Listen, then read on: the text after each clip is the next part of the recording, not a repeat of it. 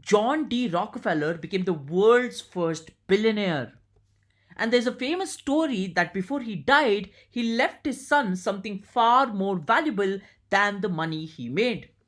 38 letters explaining how he thought. There's only one problem to this though. Those famous 38 letters are almost certainly fake. The Rockefeller's family's own archive can't match them to his papers.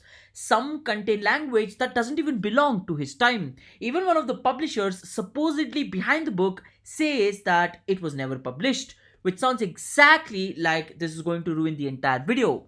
What if I tell you it doesn't? It's just going to make it better. Because Rockefeller, ladies and gentlemen, did leave behind real letters, real records, and an extraordinarily well documented life. And when you remove the fake billionaire quotes, what's left is much less glamorous, but something that is fundamentally far more useful. And it starts with 50 cents a day because Rockefeller was 16 when he got his first proper job as an assistant bookkeeper. He earned roughly 50 cents a day. Rockefeller eventually built Standard Oil and became unimaginably wealthy. Yet, for decades, he continued celebrating the anniversary of the day he got that bookkeeping job. Not the creation of Standard Oil, not becoming America's richest man, his first job. Why? Because that job gave him something more important than 50 cents put together. It went on to equip him. He learned to keep accounts, track transactions, watch costs, and know exactly where money was going. Those habits stayed with him long after the salary actually went on to disappear. Most of us today evaluate an opportunity by asking how much does this pay? Rockefeller's life suggests adding two more important and something that we can call as more fundamental and depth questions. Number 1, what will this teach me? And number 2, who will I become capable of being after this? A job paying you slightly less but teaching you sales, negotiation, or distribution may eventually be worthy when you consider it to something that is a comfortable job teaching you absolutely nothing. Because today, ladies and gentlemen, you shouldn't be evaluating an opportunity only by what it gives you today. Evaluate it with what it equips you to do tomorrow. And his obsession with accounting didn't disappear when money became abundant because Rockefeller kept personal ledgers. He tracked tiny expenses and he also tracked his giving. Look, we normally associate tracking money with being stingy. Rockefeller used tracking to help himself give. The more interesting lesson here is that good intentions become much more reliable when you actually go ahead and give some structure to them. Want to invest every month? Automate it. Want to donate consistently? Set the percentage. Want to spend less? Track the category that's actually destroying your budget. Rockefeller didn't make generosity feel less emotional, he made it repeatable and scalable. But the strangest Rockefeller lesson might be what he thought about competition. Rockefeller didn't particularly worship it. In the early oil industries, refineries were destroying one another.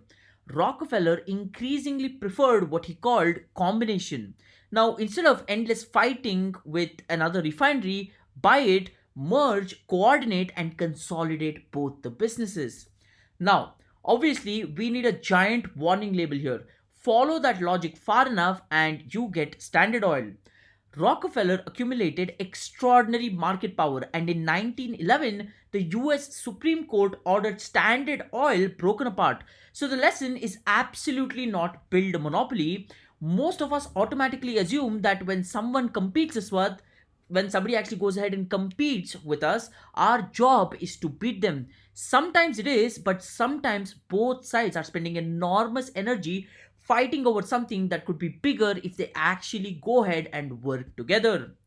Now, before asking how do I beat them, ask is there anything we could build together that would make beating them irrelevant? Because sometimes the smartest move in competition isn't fighting harder, it's changing the relationship beneath. And strangely, Rockefeller didn't reserve structure for business. His family applied it to wealth itself. The family had enough money to remove practically every inconvenience from a child's life, but deliberately they did not do it.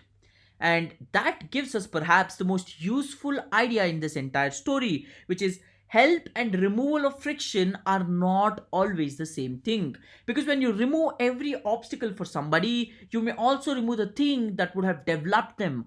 Rockefeller could transfer money, he couldn't transfer competence. And that brings us back to those 38 letters. More than a century later, people are still searching for Rockefeller's secret rules. Why? Because we desperately want judgment to be transferable. Rockefeller's real life suggests something less satisfying. There wasn't one secret, there were habits.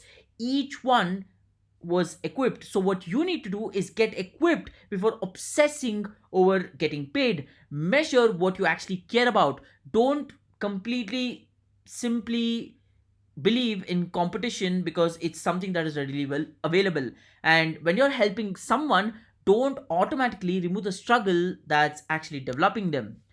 John D. Rockefeller could give his son almost anything: money, property, access, a name that opened doors. But the one thing he couldn't simply put into his son's bank account was judgment, and neither can anyone put it in yours.